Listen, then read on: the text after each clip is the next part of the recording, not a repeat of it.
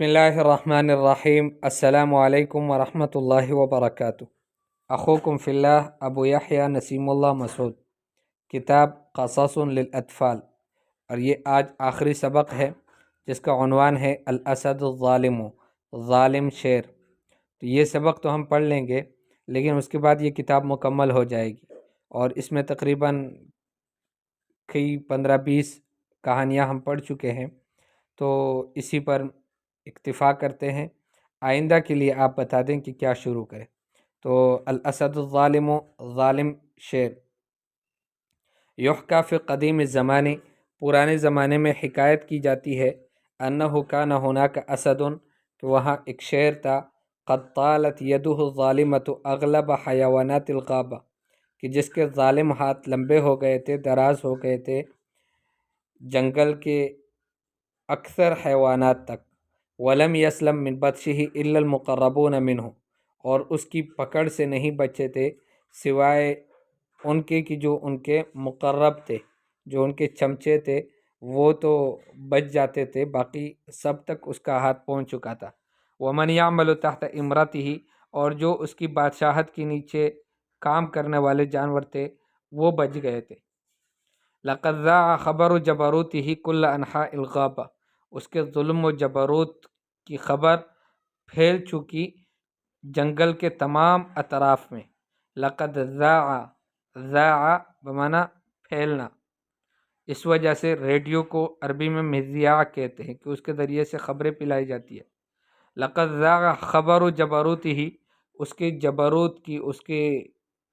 سختی کی جو خبر تھی وہ پھیل گئی کل انحاء الغابہ،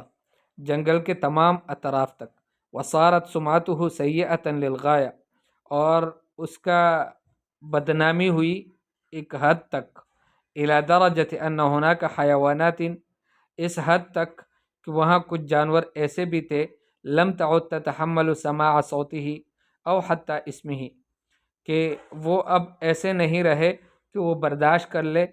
شیر کی آواز کو سننا، یا پھر حتیٰ کہ شیر کا نام سننا بھی وہ برداشت نہیں کیا کرتے تھے۔ وفی احد الایام، اور ایک دن میں، امر الاسد الذئب، شیر نے بھیڑیا کو حکم کیا، الید الیمنی لہ، جو اس کا دایاں ہاتھ ہے،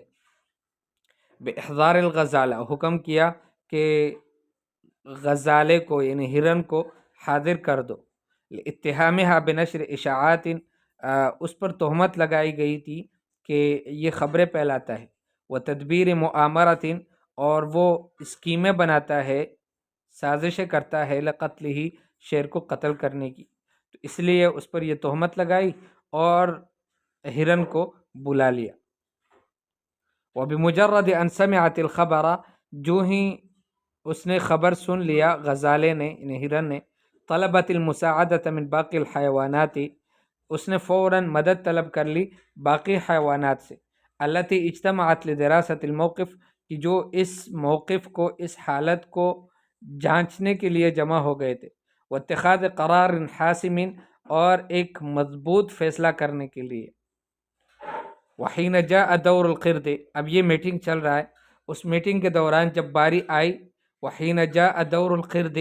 جب بندر کی باری آ گئی، فی ابداء رأیہ فی الموضوع، اس موضوع میں اپنے رائے کے ظاہر کرنے کا، قال بکل شجاعہ، مکمل شجاعت کے ساتھ اس نے کہا، لقد طغى الاسد،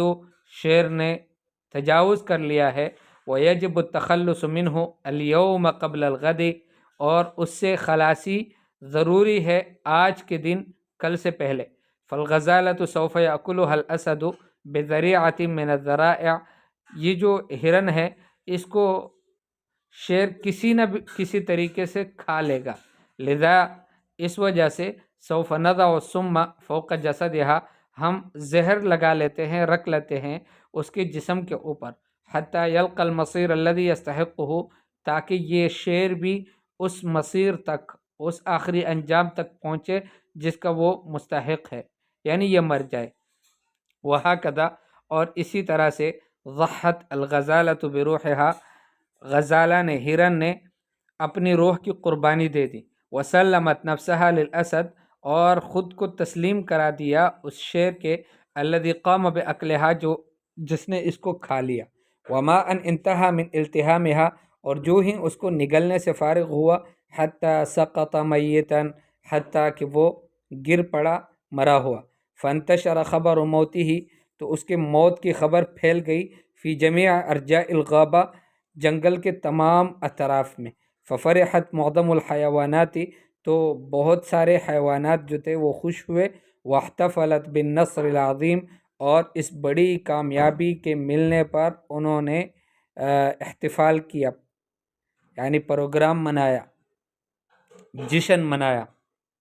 بہرحال یہ ہماری آخری کہانی تھی اس کتاب کی، اور یہ ختم ہو گئی۔ اب آپ کمنٹ میں بتا دیں کہ اگلی کتاب ہم کون سی شروع کریں، اور کیا وہی جو پہلے سے ہم پڑھ کے آ رہے تھے النحو الواضح اسی کو شروع کر دیں دوبارہ، یا پھر عربی کی کوئی کتاب ہم شروع کر دیں جو بالکل بیسک ہو، مبتدئین کے لیے ہو۔ بارک اللہ فیکم، والسلام علیکم ورحمۃ اللہ وبرکاتہ۔